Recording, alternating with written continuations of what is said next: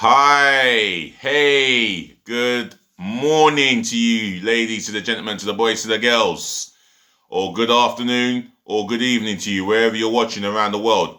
I do apologize for no show throughout yesterday. I was not prepared to wait for a parcel, so I had to go to work. I couldn't risk being late for work, such as being an employee. And at the same time, I've got home. The battery was dead. However, if my aunt had a willy, she'd be my uncle. But yeah, we're dealing with no excuses here from me. We're dealing with not showing up yesterday, so there was no show. Today there is a show. And I'm going to be bringing you my preview, which I should have done yesterday for the Arsenal v Aston Villa game. And this is a game that I want to win today. I want us to control the game, go at them and attack. And when we haven't got the ball, defend from the front and keep Villa grounded. So I'm going to be picking my formation, which is the 4-3-3. You already know already. I'm going to go with my main man up the top. You know who it is. No names to be mentioned. My 7 substitutions. And afterwards, I'll ask you guys to predict a score line for me, please. Because I don't do score prediction. But I feel it'll be won by 2. Hopefully 2 to 3 clear goals. With a clean sheet will be nice. And it's nice to say that we've got the best defence in the Premier League to date. Yeah, I can brag about that, but we need to be ruthless offensively. And it's depending on the front three. Anyway, without further ado, let's get to the front three. If there's anything that I should talk about, or you want me to make a mention, then leave it in the comment section below.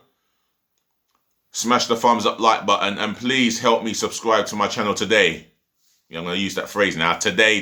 Every time I do a video, whether it's 1 video a day or 3, 4, 5 videos a day, I'm going to say today. Please subscribe to my channel.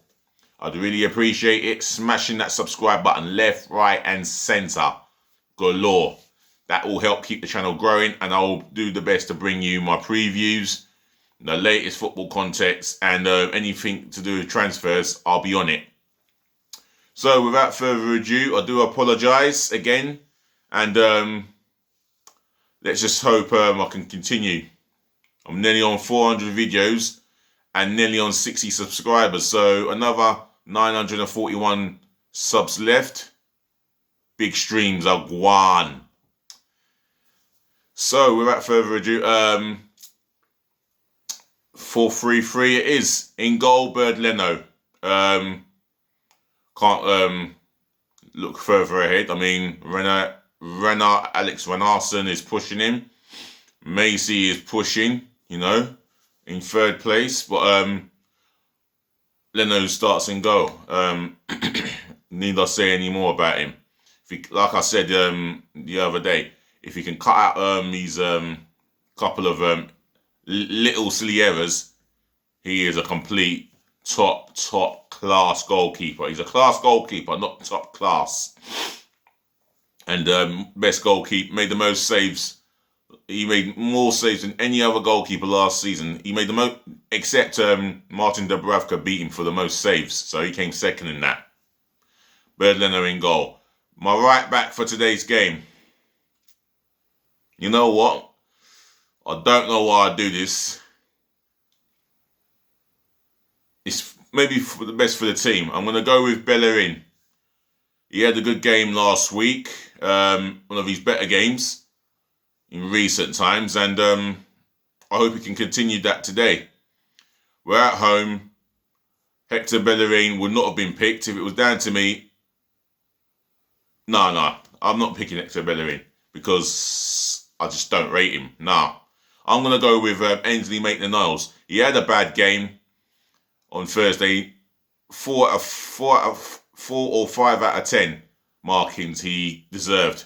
But for me, by me dropping him for this game, I'm only going to damage his confidence. I want him to start this game. Yeah?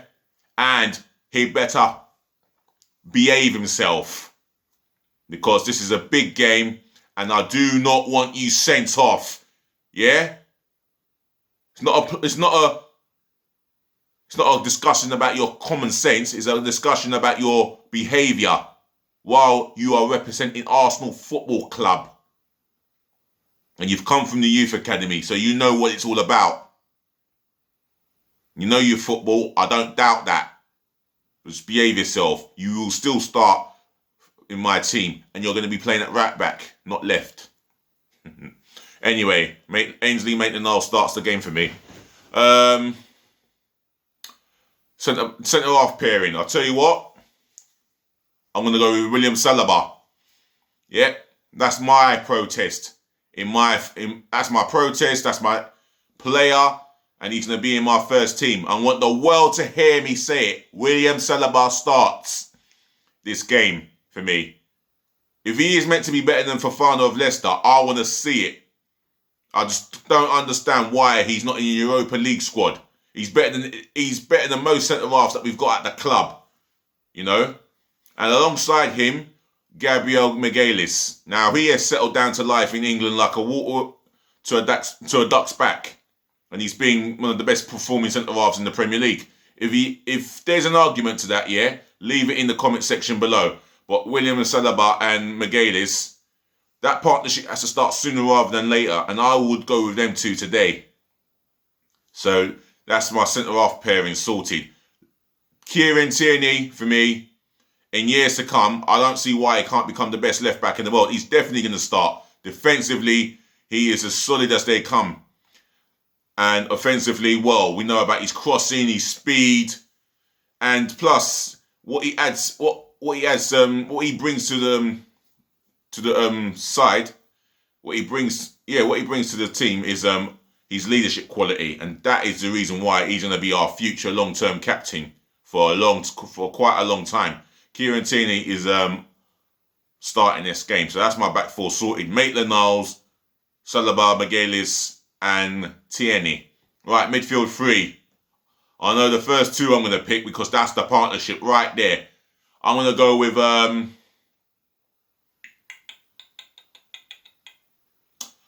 Thomas Partey. That's the main holder of the midfield. He's the main security, you know, the leader of that midfield for me, hands down. He just edged it ahead of El Neni for my man of the match.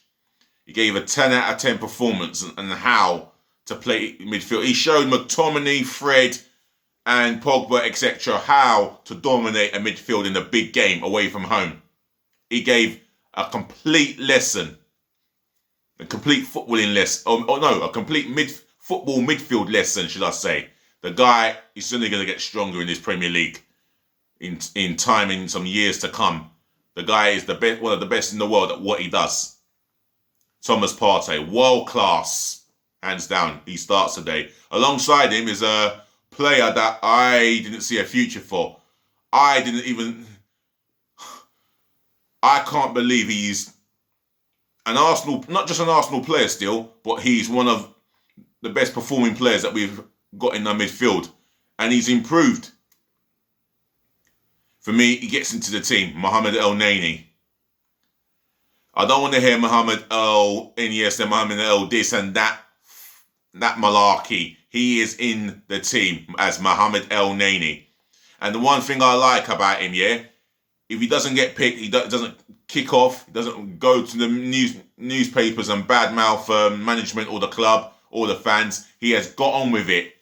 And for me, he was so close to being my man of the match. It's just that he lost out to a guy who's the midfield bully. He is the Premier League midfield bully destroyer, and that's Partey. But Mohamed El Neni will continue to perform well. Not just the Man United game away, the other games that we don't talk about. Liverpool in the Community Shield, the Cup final, Cup semi-final, and I think the Cup final was... No, he didn't start the Cup final, but the Cup semi-final, I believe he started that one. Arsenal fans, Man City fans, or any football fans, if you can clarify whether Mohamed El Neni started the Cup semi-final of last season's game against Man City, then leave it in the comment section below. But he is the most improved player in possibly in the Premier League all round, and as an Arsenal player. So he starts. I'm gonna go for. Do I go for a midfield playmaker number 10? Yeah. I have thought long and hard about this, but I'm gonna have Willian as as part of the midfield three. He edges it just ahead of Joe Willock. Joe Willock has played well in the last 2 games he has started, and he scored goals, and he brings the goals from midfield, where Willian hasn't brought goals, but he's got a key eye for a pass. And you saw his quality when he swapped wings with Pepe. He went to the right, Pepe went to the left, and we could look more effective, and he was so effective. I like the way he beat the left back, got his cross in, and looked to set up a striker. Shame Eddie Nketiah wasn't in there, but there you go. But William starts for me. You know, I think he can play in the midfield 10, and he's a lot more, technical than what we have in the midfield. Until we get a midfield number 10, then William can start in that role. Right, the front three. Who do I go? Oh, I'm just trying to think. I'm going to go with Nicolas Pepe. I'm going to give him a chance in this game. He's a match winner on his day, and a problem for any defences when he's performing to his best of his ability. He's got so much technical ability, it's unreal, and he can beat a man so good he makes him look stupid.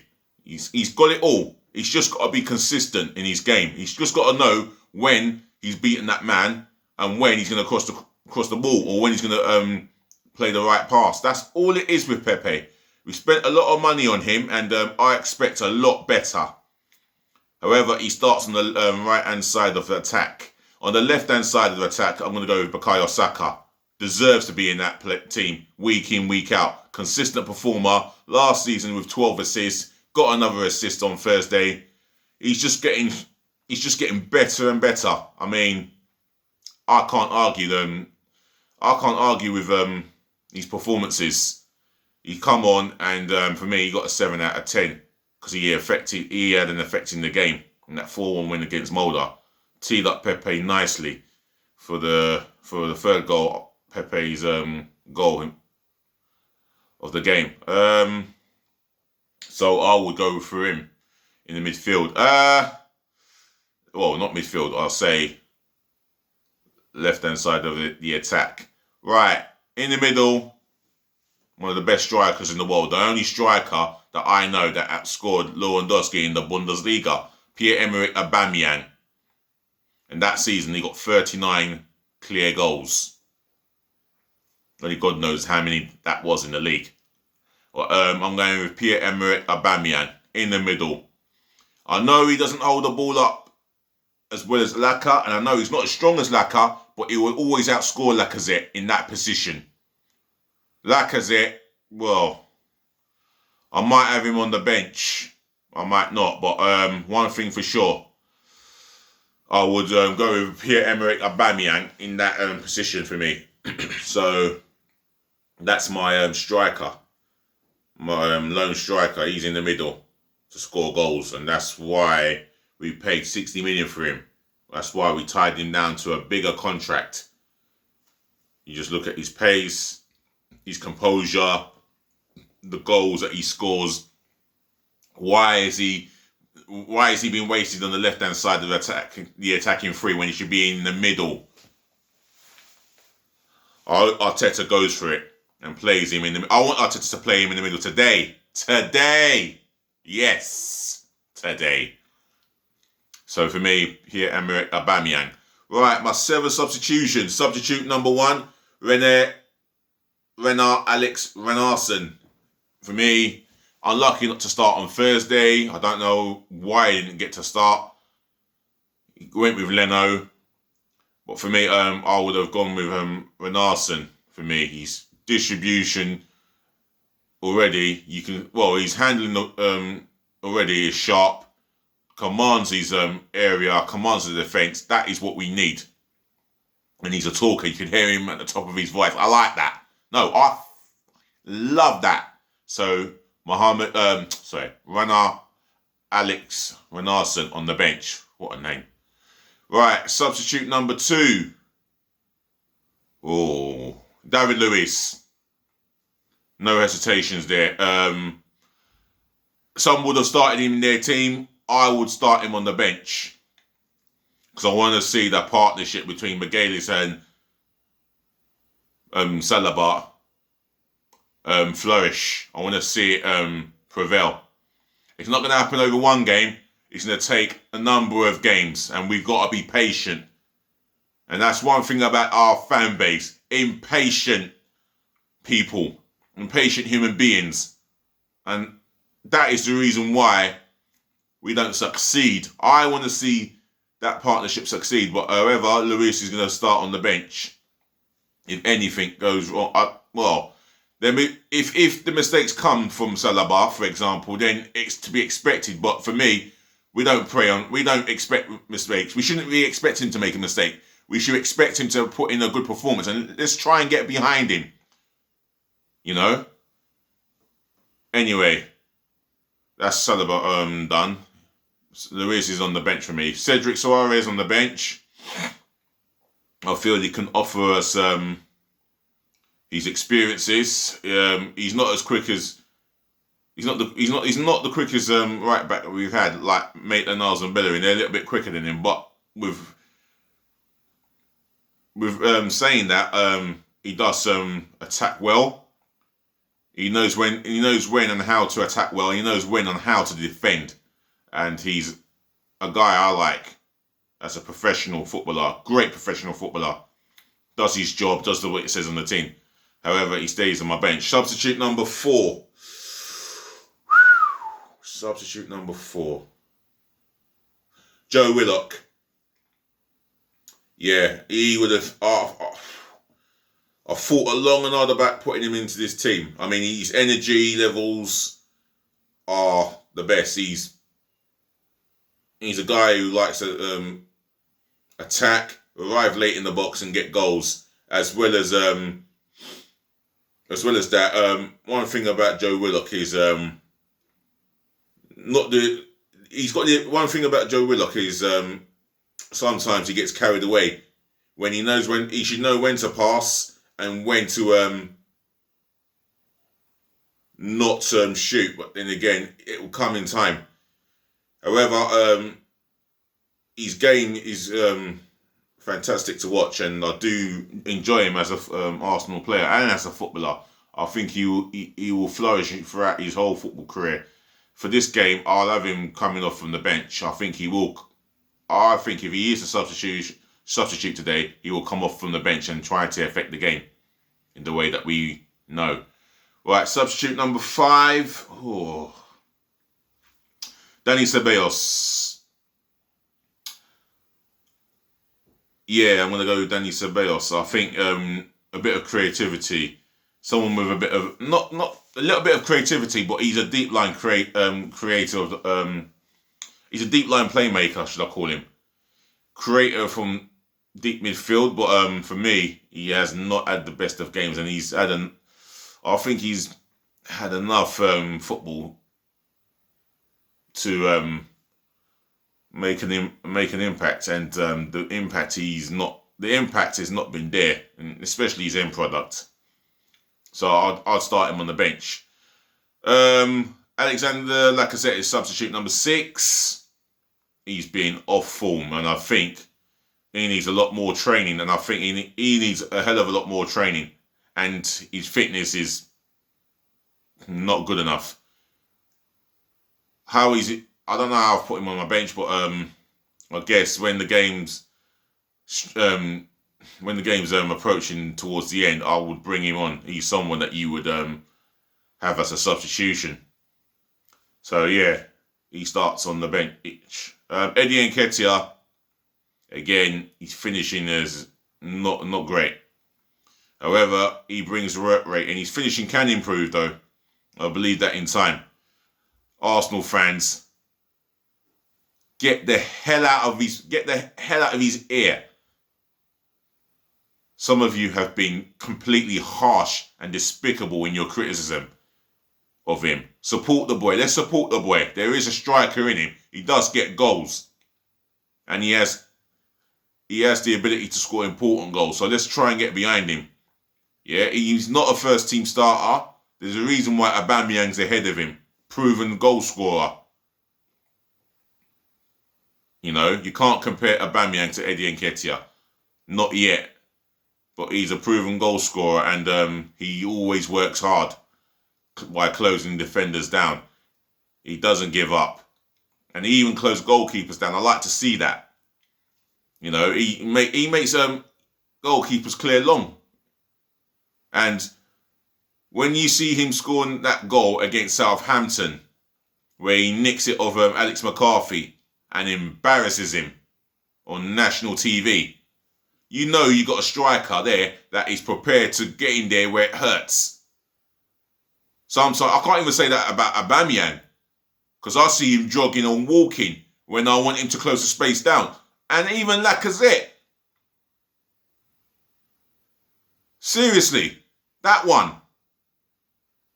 He's in weight. I dare to say it. It's none of my business, yeah, what he eats, how he looks after himself, but he looks a bit heavy at times. And that's why I am concerned with his fitness. And this is a game where you need to be fit. Every game you need to be fit. And Lacazette's not meeting the criteria. Hence the reason why I have him on the bench. He could just about last half an hour. With Nketiah, he could last 90 minutes, but we need goals in this game. And Aubameyang is the reason why I put him as a lone striker. However, Nketiah will have his time. We just need to be patient. Anyway, Nketiah starts on the bench. And that concludes my formation, my starting 11, and my substitutions. If you've got any arguments about it, then leave it in the comment section below. Smash the thumbs up like button for me abundantly. And if I can avoid the thumbs down, I'd really appreciate that. And do remember, subscribe to my channel today, please. Left, right, and centre galore. Smash that subscribe button abundantly. And I'd really appreciate it. I'll be back. I should be back this afternoon with some football context. In fact, maybe throughout the first game of the day. I can't remember who's playing first, but allow me to check that. That's why the BBC Interactive's been evented. So just bear with me. The first game of the day, I might do a video for this afternoon and talk you through the game and give you the updates for those of you that are going to be at work or elsewhere. I'll give you the updates and get cracking from there. Oh, it's loading, still loading. Oh, there we go. Today's matches. Right.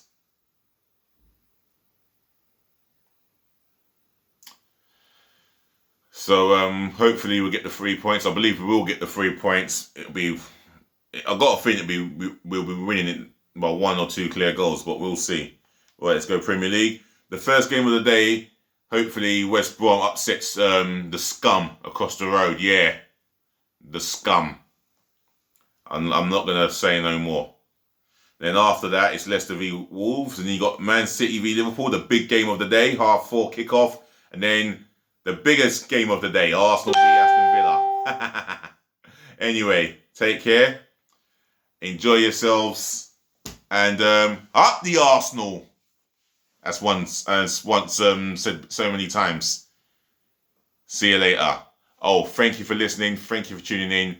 And thank you for putting up with me. Ladies and gentlemen, to the boys, to the girls. Nice!